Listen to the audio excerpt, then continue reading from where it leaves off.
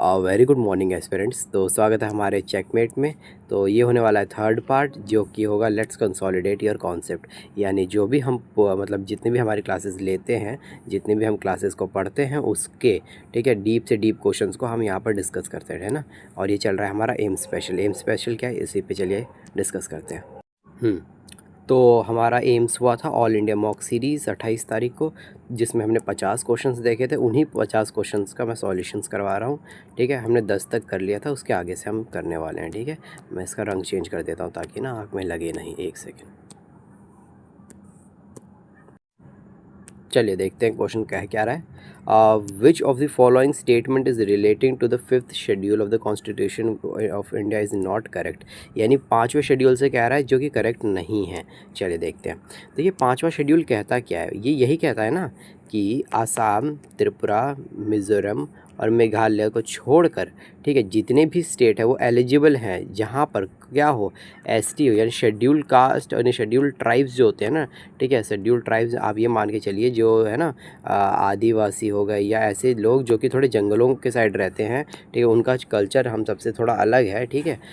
उनका जो वास होता है वो, उनका ट्रेडिशंस अलग हो, है ना। समझ रहे हो ना आप इस चीज़ के लिए कि वो जनरली कहाँ पर रहे, जंगलों के साइड रहे। तो वो शेड्यूल ट्राइब्स के जो लोग हैं उनके लिए विशेष अधिकार दिया जाता है कि आप अपने है ना एक अलग से वहाँ, मतलब अपने जो जहाँ पर रहते हैं, जंगलों में रहते हैं, वहाँ रह सकते हो, कोई दिक्कत नहीं है। और आपके लिए हम एटीसी भी बना के देंगे, यानी एडवाइजरी ट्राइबल काउंसिल बना के देंगे, ताकि अगर आपको कोई दिक्कत हो तो आप अपने ना आवाज़ उठा सको, और हम आपके है ना सहयोग के लिए हमेशा खड़े रहेंगे। तो ये सब चीज़ें होती हैं शेड्यूल कौन से, फिफ्थ में, ठीक है। तो यही इसने बोला था कि it is related to the provisions administration of the certain areas on a states other than, ठीक है, आसाम, मेघालय, त्रिपुरा एंड मिज़ोरम। सही बात है ना, कि इन चारों स्टेट को छोड़ के इनमें ये था। Tribal advisory councils are to be constituted to give advice under the fifth schedule। मैंने बताया ना ये एटीसी के बारे में, एडवाइजरी ट्राइबल काउंसिल बनाकर दिया गया था ताकि ये एडवाइस दे सके कि हाँ इनको क्या दिक्कत हो रही है, ये सब चीज़ें, ठीक है।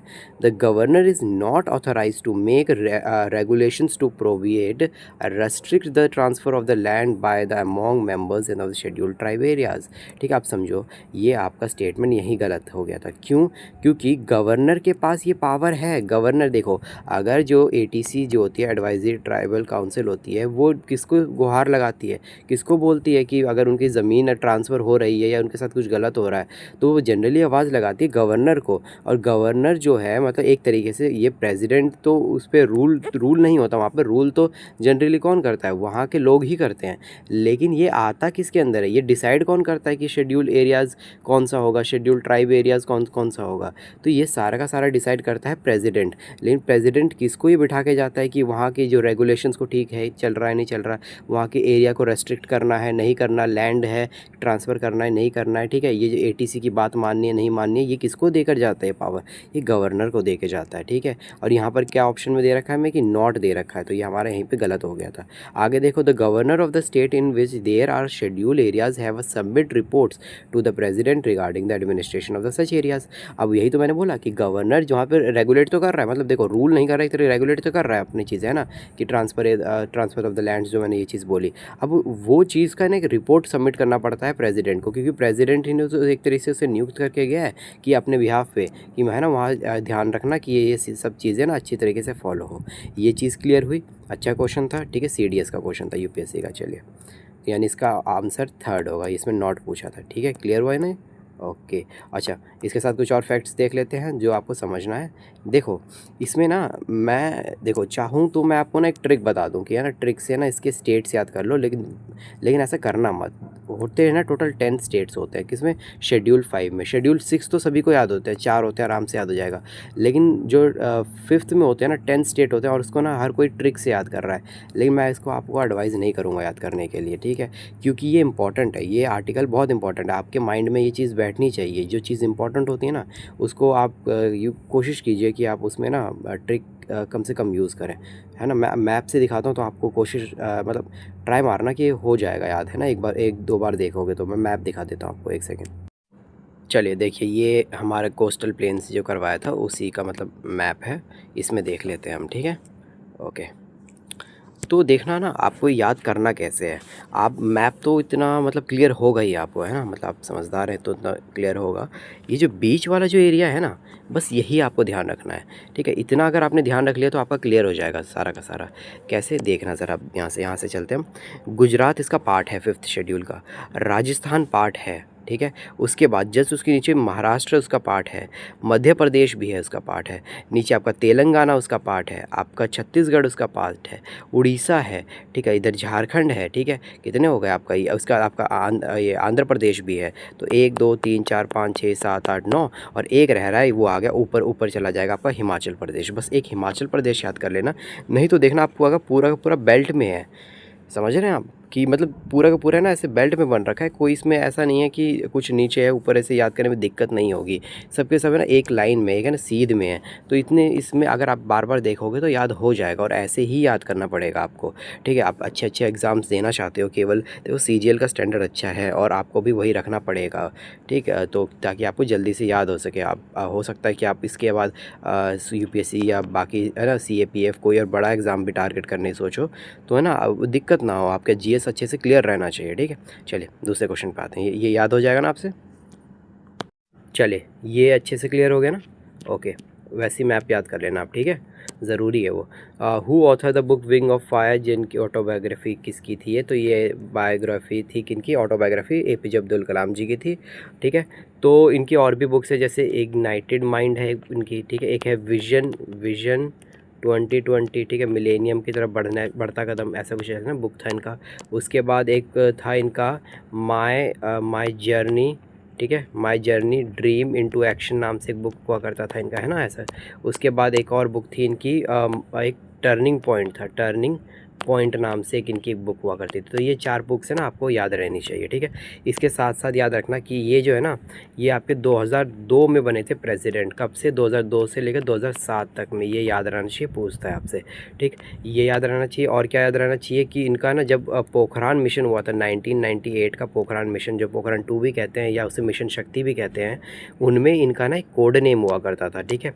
क्या नेम हुआ करता था इनका, नाम होता था पृथ्वीराज हुआ करता था, ठीक है, पृथ्वीराज। और इनके जो मित्र थे यानी चिदम्बरम जी जो थे वो साथ दे रहे थे, उनका नाम था नटराज हुआ करता था, ठीक है। ये थोड़ा ध्यान रख लेना। उसके साथ साथ इनके बारे में एक और चीज़ है कि इनको भारत रत्न कब मिला था, 1997 को मिला था, ठीक है। चलिए इतना काफ़ी है ना, ओके। इनका निक नेम तो पता ही होगा आपको, मिसाइल मैन ऑफ इंडिया भी कहते हैं इसको, ठीक। चलो इतना तो काफ़ी है, और ज़्यादा नहीं देखेंगे। मनमोहन सिंह जी की बुक है एक, जैसे कि चेंजिंग इंडिया है, ठीक है। इनकी बुक ये याद करना, चेंजिंग इंडिया। और रिसेंटली आपसे ना एक क्वेश्चन पूछता है कि इन पे ना एक बायोग्राफी लिखी थी, उनका नाम था संजय, ठीक है। संजय जी ने लिखा था एक बुक जिसका नाम था एक्सीडेंटल प्राइम मिनिस्टर था, ठीक है। ये ध्यान रख लेना आप, ओके। जवाहरलाल नेहरू जी की तो बहुत सारी बुक्स हैं, जैसे कि आपका ग्लिम्स ऑफ हिस्ट्री है, उसके बाद डिस्कवरी ऑफ इंडिया है, ठीक है। Letter to daughter from father, इस तरीके से इनकी बुक है ना, ओके। इतनी सारी इनकी बुक्स पढ़ी है पहले से। CV रमन जी का याद रखना, इन्हें 1930 में क्या मिला था, इनकी बुक्स से तो ऐसे नहीं पूछता, लेकिन ये पूछता 1930 में इन्हें नोबेल प्राइज़ मिला था रमन इफ़ेक्ट के लिए, ठीक है, रमन इफ़ेक्ट के लिए, ठीक। तो ये रमन इफ़ेक्ट होता क्या है, ये स्कैटरिंग ऑफ लाइट होती है, ये याद करना, स्कैटरिंग ऑफ लाइट होती है, जिसे बैंडिंग ऑफ लाइट भी होती है, ठीक है। वो चीज़ इन्होंने डिस्कवर की थी, ठीक है, अलग अलग मीडियम्स में किस तरीके से स्कैटरिंग होती है लाइट्स की, तो ये चीज़ मतलब उन्होंने बोला था, ठीक है। जैसे जिसको बाद में आप है ना क्या कहते हैं उसे, टिंडल इफेक्ट जो होता है, ये भी इन्होंने ही, मतलब इन्होंने इनको एक तरीके से इन्होंने ये प्रूव भी किया था ये चीज़ के लिए, ठीक है। उसके बाद आपका इनके बारे में और देख सकते हो, 1954 में इन्हें भारत रत्न मिला था सबसे पहले, जो सर्वपल्ली राधाकृष्णन जी को मिला था, ठीक है। फिर उसके बाद क्या होता है, उन जस्ट सेकंड पर्सन ये थे जिन्हें इनको मिला था, फिर राजगोपालाचारी जी को मिला था, यानी 3 लोगों को मिला था सबसे पहले भारत रत्न, ठीक है, ओके। ये चीज़ इसमें इतना ही काफ़ी है, ठीक है, समझ आ गया। अब यहाँ पर ध्यान दीजिए। ये क्वेश्चन पूछा था आपसे कि द ऑथर बताओ किसका, शैडो लाइन का, ठीक है। शैडो लाइन एक इंपॉर्टेंट बुक है, ठीक है। ये शैडो लाइन किसकी, ये रीसेंट ऑथर से आ गया आपका। तो अमिताभ घोष हुआ करते थे। दरअसल जो शैडो लाइन है ना, ये 1998 की एक बुक है। ये पॉपुलर क्यों है, क्योंकि इसमें साहित्य अकेडमी अवार्ड मिल रखा है इसको, ठीक है, इसीलिए ये पॉपुलर है। क्या क्रॉस बॉर्डर नेशनलिज्म को शो करता है, इसीलिए इसको मतलब है ना पूछा गया है। देखो जनरली जो रीसेंट बुक होते हैं ना, पुराने बुक तो चलो ठीक है, बायोग्राफी हो गया, एंशिएंट बुक है, वो तो पूछना बनता है। लेकिन रीसेंट बुक का क्या आधार है, क्योंकि हर संडे, हर दूसरे दिन, तीसरे दिन नई बुक आ जाती है किसी न किसी ऑथर की, ठीक है। पता नहीं वो चैट जीपीटी से बनाते हैं क्या करते हैं, है ना। तो इतनी सारी बुक आ जाती है, तो कौन पढ़ने बैठेगा, कौन इतना याद करेगा कौन से किसी ने क्या क्या बना दिया। तो इसको याद करने का तरीका यह होता है, ये सबसे पहले आप जो मिनिस्ट्री जो लॉन्च करती है ना, वो बुक्स याद कर लो। दूसरा जो होता है कि है ना, वो जो इनको कोई ना कोई अवार्ड मिला है, कुछ ना कुछ अवार्ड मिला हो कम से कम, वो बुक्स याद कर लो। तो आपका ना रीसेंट बुक अच्छे से कवर हो जाता है यहाँ पे, ठीक। और थोड़ा PYQ लगा लो तो हो जाएगा इतना, है ना। और मैंने आपको 300 तो लिस्ट दे ही दिया, उसका ना हम क्लास ले लेंगे, ठीक है। अराउंड हम 500 तक तो बुक याद करके जाना ही जाना है हमें, ठीक है। ओके, इधर ध्यान दो अब। तो ये बता दिया मैंने। इनकी और बुक्स है, जैसे कि एक आती है आपकी, एक क्या आती है, हंगरी हंगरी टाइड्स नाम की एक बुक आती है, ठीक है, हंगरी टाइड्स नाम की, ठीक। ये भी एक्चुअली में आपकी मैंग्रोव से रिलेटेड है, मैंग्रोव जो बताया था ना, उससे रिलेटेड बुक है, इंपॉर्टेंट बुक है। और एक बुक इनकी और आती है जिसका नाम है आपका ग्लास ऑफ पैलेस नाम का, ठीक है, जो कि आपकी ये कॉलोनिज्म नहीं होता, यानी आपका ये उपनिवेशवाद, उस पे थी ये बुक, ठीक है। और एक आती है इनके सी ऑफ पॉपीज़ नाम की एक बुक थी, ठीक है, सी ऑफ पॉपीज़, ये बुक है जो बार बार पूछता है, थोड़ा ये ध्यान रख लेना आप, ठीक है। ओके, वैसे इसकी रिसेंट भी बुक थी एक जो पूछ लिया था, लेकिन इतना ज़्यादा पॉपुलर नहीं है, वो जंगल नामा है, ठीक है, जंगल नामा, ठीक है। ओके, क्लियर हुआ ये। हरी जो है, हरी कुंजरू, इनके बारे में आपको क्या याद रखना है, इनकी एक ही बुक पूछता है आपका, वाइट टीयर्स से नाम से पूछता है, हरी से याद कर लेना, ठीक है। ओके, और पंकज मिश्रा और विक्रम, तो विक्रम की ना एक ही बुक है इनकी भी, है ना, इनकी जो है ना सेक्रेड गेम्स नाम की एक बुक है। तो ये बिल्कुल नए ऑथर हैं, जिनकी पे वो मूवी नहीं बनी है, मतलब वेब सीरीज़ आती है शायद से इनकी, सैफ अली खान और नवाजुद्दीन सिद्दीकी के साथ, तो वो वाली पूछता है आपसे। ओके, और पंकज मिश्रा जो हैं ये एक्चुअली में रिपोर्टिंग करते हैं, एक तरीके से डॉक्यूमेंट्री टाइप कुछ बनाते हैं, जैसे कि द वर्ल्ड आफ्टर गाज़ा नाम से ना इन्होंने एक बुक पब्लिश की थी। चलिए, क्लियर हो गया ना अच्छे से।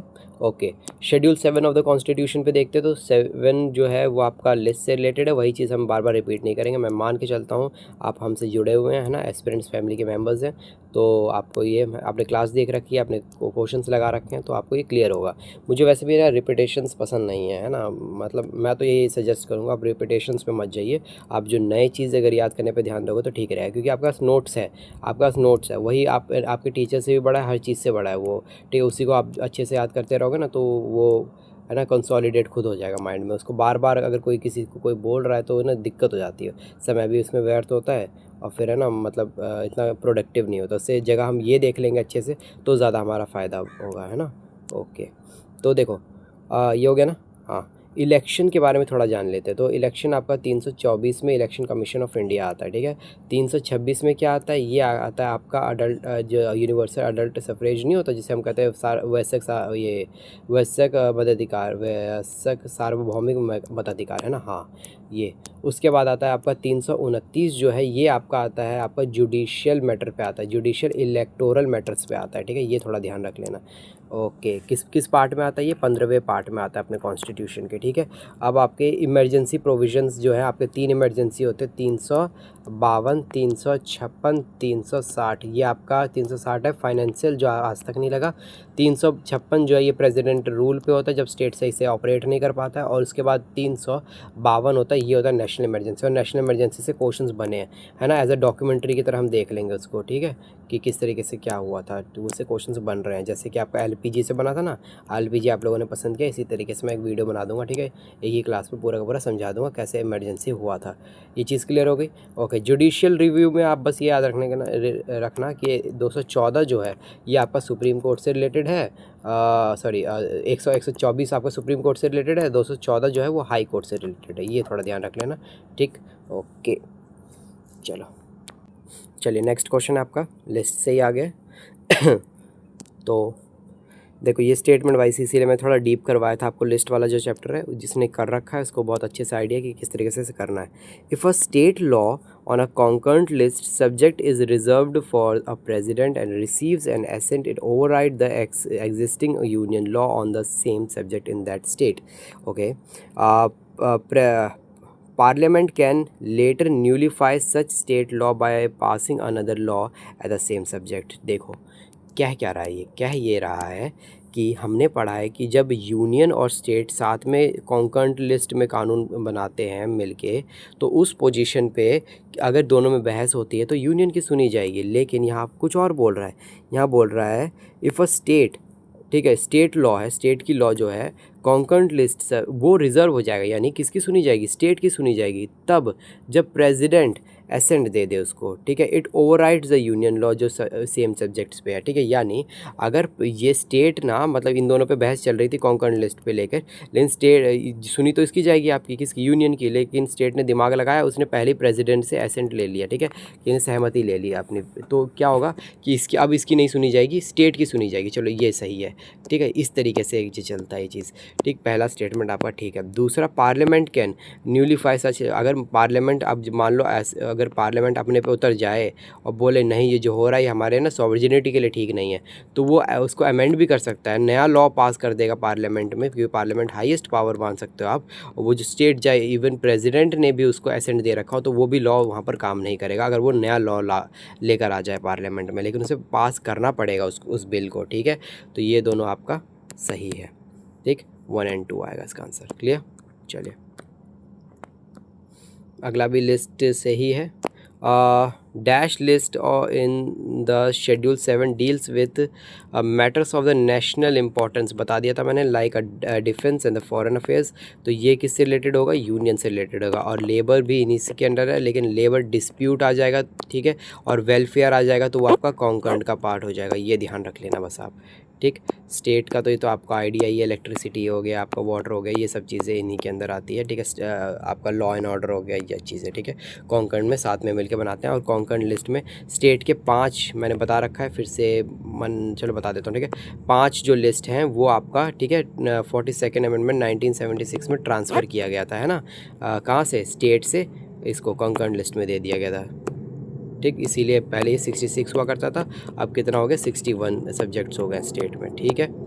चलो रेजिडुअरी लिस्ट कौन से होते हैं, वही लिस्ट होते हैं जो कि पहले 1947 में बने नहीं थे, जो न्यू बने, जैसे कि स्पेस हो गया, एआई हो गया, फैमिली प्लानिंग हो गया, ये सब चीज़। चलिए ये ना क्लियर हो गया होगा आपको। अब आते हैं यहाँ पे, तो जनवरी 2025 में largest ever distribution property card हुआ, ठीक है, सेरेमनी हुआ अंडर द स्वामित्व स्कीम। किसने बांटा, मोदी जी ने बांटा, है ना। तो ये स्वामित्व स्कीम है क्या, इसको ना ऐसे याद करो ना, जो ये होता है सर्वे होता है, सर्वे किस चीज़ का, सर्वे मैपिंग ऑफ विलेज एरिया, ठीक है। तो यानी क्या किया जाता है कि विलेज एरिया जो गांव घरों में किसका कितना खेत है वो उसकी मैपिंग करना, किसका कितना घर है, कितनी किसकी ज़मीन है, ये सारी मैपिंग कर देना, ताकि उसको रिकॉर्ड पे चढ़ाया जा सके कि जो ज़मीन है वो बहुत कीमती हो गई अभी के टाइम पे, और इसके लेकर विवाद हमेशा चलता रहता है गांव घरों में, है ना, छीना चपटी चलती रहती है। तो वो ख़त्म करने के लिए ये स्कीम लाया गया था। कब लाया गया था, 2020 में लाया गया था। ये इसका एक्चुअली में अचीवमेंट हुआ है, मैंने बताया था क्या आपको कि लगभग 3.10 करोड़ प्रॉपर्टी कार्ड बांटे गए, जो कि एक हाईएस्ट अब तक की सेरेमनी है प्रॉपर्टी कार्ड बांटने की, इसीलिए ये पॉपुलर था, मतलब इसी ट्रेंड कर रहा था ये चीज़, ठीक है। और ये किसके अंडर आता है, आप सोचेंगे कि घर की वो मैपिंग करनी है तो घर वाला होगा, तो नहीं, ऐसा नहीं है, ना डिफेंस तो बिल्कुल नहीं, ये नहीं है आपका, ये मिनिस्ट्री ऑफ पंचायत से रिलेटेड है, ठीक है। ओके, इसमें कोई डाउट नहीं ना, चलिए ओके, चलिए क्लियर हो गया ना, ओके। बुक से मैंने कुछ और क्वेश्चंस पूछा था आपका, the era of the darkness, the British empire in India, ठीक है। तो ये आपके सीजीएल में पूछा गया, तो शशि थरूर जी हैं, तो ये बहुत पॉपुलर है, मतलब इन लाइन में। तो शशि थरूर जी की कुछ इंपॉर्टेंट और बुक्स देख लेते हैं, जैसे कि इनग्लोरियस एम्पायर है, जिसे ब्रिटिश को अच्छे से ना पकाया है ना, कि तोड़ा है, कि क्या क्या छीन के गए थे हमसे वो, ठीक है। उसके बाद आपका अम्बेडकर ए लाइफ नाम से एक इनकी बुक थी, द ग्रेट इंडियन नॉवल नाम की इनकी एक बुक थी। और एक ना पता है काउंटर अटैक किया था, क्या किया था जैसे बताया ना अभी, जो एक्सीडेंटल प्राइम मिनिस्टर है तो ये मनमोहन सिंह पे दिखाया था, ये कांग्रेस से हैं, तो काउंटर के लिए इन्होंने एक बुक बना दी है ना मोदी जी पे। कौन सी बुक वो, उसे कहते हैं पैराडॉक्सियल प्राइम मिनिस्टर कहते हैं, ठीक है, तो वो थोड़ा ध्यान रख लेना। ओके चलो। और तो इसका मतलब बुक्स तो इनके वैसे बहुत सारी हैं, तो लेकिन जनरली यही सारी बुक्स आपसे रिपीटेडली पूछा जाता है। और एक तो वैसे ना वाई आई एम हिंदू ये वाली भी एक पूछी जाती है, ठीक है, तो ये देख लेना ज़रा, ठीक। ओके अच्छा, ये ध्यान रखना कि शशि थरूर से मेरे को याद आया कि ये पता है 2001 या 2000 की बात है, इनमें ना इनको क्या बनाया था, यूनाइटेड नेशन जनरल की एक इंफॉर्मेशन, ठीक है, इंफॉर्मेशन विंग होती है, ठीक है, पब्लिक इंफॉर्मेशन नाम की, ठीक है, United nation general public information नाम की एक विंग होती है जिसमें इन्होंने बनाया था, अंडर सेक्रेटरी बनाया गया था। तो थोड़ा थोड़ा ना ये ध्यान रख लेना आप, ठीक है। चलिए, विक्रम सेठ की भी क्वेश्चंस पूछता है, विक्रम सेठ का, जैसे कि a suitable boy, unsuitable boy जो है वो उसका है करण जौहर का, वो बिल्कुल अनसूटेबल है वो तो, ठीक है। उसके बाद आपका कौन सा ये बनाता है कि गोल्डन गेट नाम से, क्या ना, ये भी ब्रिटिश पे ही बनाया गया ये भी बुक, ठीक। उसके बाद आपका पवन वर्मा की बुक बहुत कम पूछता है, ये पूछ लिया उसने पता नहीं कैसे, लेकिन पूछता तो नहीं है जितना मेरे को ध्यान आ रहा है इसका, तो बिगिनिंग ऑफ इंडिया ऐसे कुछ नाम था, ठीक है, चेक करना इसको, ठीक है, बिगिनिंग या बिगिन ऑफ इंडिया ऐसे कुछ था इसका, ठीक है। ओके चलो। और रोमिला थापर, इनकी भी मतलब एक ही बुक है जो आपको याद करनी है, वो है आपकी अर्ली इंडिया, लेकिन इनका प्रोपागेंडा बहुत रहता है, ठीक है, प्रॉपर वेस्टर्न मतलब है ना इनका माइंड सेट है, ये है ना कि इंडिया में ये गलत है, इंडिया में वो गलत है, जो इन्वेजन हुए थे, ठीक है, वो इन्वेजन सही हुए थे, पता मतलब क्या क्या डाल रखा है। मैं बड़ा गुस्सा आता था मेरे दोस्त जब ये रोमिला थापर चूज़ करते थे। अगर मेरे को अगर एंशिएंट हिस्ट्री चूज़ करनी होती थी तो आर एस शर्मा को भी मैंने एक टाइम पे छोड़ दिया था। मैंने जो यूज़ किया था वो, अरे क्या हो गया, मैंने यूज़ किया था उपेंद्र सिंह यूज़ किया था। जिसको पता है उपेंद्र सिंह क्या बुक है, मतलब क्या बुक है उपेंद्र सिंह, कोई मतलब यार, एक तो इतनी मोटी है ना, बहुत मतलब मेरे को लग गए थे यार 3 से 4 महीने केवल उपेंद्र सिंह को ही क्लियर करने में, इतना मतलब ख़तरनाक बुक है। जिसको एंथ्रोपोलॉजी करनी है ना, ज़रा देखना उस बुक को, बहुत मोटी बुक है यार, लेकिन बहुत मज़ा आता है पढ़ने में उसको, ठीक है। चलिए नेक्स्ट है आपका, ये मैंने पूछा था आपके झुम्पा लहरी की कोई बुक बताओ ज़रा, तो इसका आंसर क्या होगा, एक सेकेंड, इसका आंसर होगा आपका वेयरबाउट्स होगा, ठीक है, वेयरबाउट्स। ओके, तो इनके बारे में अच्छा एक बुक है, इनको ना 2013 में बुकर प्राइज़ मिल रखा है, ठीक है, किसके लिए, द लो लैंड नाम से एक इनकी बुक है, लो लैंड नाम से, ठीक है। और क्या है, एक बहुत इंपॉर्टेंट बुक है नेम शेक है, नेम शेक नाम से एक बुक है जिसमें 2 बंगाली ब्रदर्स के बारे में बताया गया, ठीक है। और एक और है इंटरप्रेटर ऑफ मालदीव्स नाम की एक बुक है इनकी, ठीक है। ये 3 बुक बस ध्यान रखना, और ज़्यादा रखने की ज़रूरत नहीं है, ठीक है। अराउंड 9 क्वेश्चन कर लिए ना हमने, 9 8 9 कर लिया है ना, ठीक है। आज के लिए लास्ट एक और क्वेश्चन करते हैं, ठीक है। चलिए लास्ट क्वेश्चन है अपना ये, ठीक है, 10 क्वेश्चन ही करेंगे, ठीक है। ओके, तो वाइट टाइगर जो है ये किसकी बुक है, तो ये एक्चुअली में वाइट टाइगर है ना, ये आपका हो गया अरविंद अडिगा की बुक है, जिन्हें 2008 में बुकर प्राइज़ भी मिल रखा है, ठीक है। थोड़ा ये ध्यान रखना, इनकी बुक्स है ना इंपॉर्टेंट रहती है अरविंद अडिगा की। जैसे कि इनकी एक बुक है आपकी सिलेक्शन डे नाम से एक बुक है, बहुत इंपॉर्टेंट बुक है। उसके बाद एक थ्रिलर एक बुक थी इनकी, ठीक है, मैंने पूरी रीड नहीं की, थोड़ी रीड की है, the last man on tower, है ना, इस तरीके से एक बुक है इनकी, तो वो देख लेना ज़रा, ठीक। विक्रम सेठ हमने पढ़ ही लिया है, अडिगा जी हो गए, ये भी पढ़ लिया था, ठीक है। रोहिंतो मिस्त्री की मुझे एक ही बुक याद आ रही है, एक फाइन बैलेंस नाम से, या फाइन बैलेंस नाम से, है ना। ये एक्चुअली में क्या है ना, कॉमेडियन है एक तरीके से, इंडिया और कैनेडियन कॉमेडियन है, तो उनकी एक बुक है ये फाइन बैलेंस नाम से, ठीक है। चलो, तो ये ओवरऑल आपका 10 हमने क्वेश्चंस किए आज, ठीक है। उसके मतलब हमने देखने की कोशिश किया डीप में कि और क्या क्या चीज़ें हो सकती है, उससे रिलेटेड फैक्ट्स जानने की कोशिश की है, ठीक है। ओके, तो मैच कर लो अपना आंसर की, इसी वजह से आपने कर ही लिया होगा, ठीक है। कमेंट सेक्शन में बताओ कि कैसा चल रहा है, ठीक है। एम्स का टेस्ट अपना संडे को है, और अपने टॉपिक्स आज मैं पूरी कोशिश करूँगा कि जितना भी हमारा बैकलॉग लग रखा है मैं उसे सारा को मैं कवर कर दूँ, इसीलिए मैं आज अभी ही बज रहे हैं रात के आई थिंक 2 बज रहे, कितने बजे देखे नहीं मैंने, क्या 4 बज गए, ओके ठीक है। मैं 3 बजे उठा था, तो अभी से मैं बना रहा हूँ, तो रात के 9-10 बजे तक तो हो जाएगा सारा हमारा बैकलॉग क्लियर, है ना। चलिए, ओके बाय।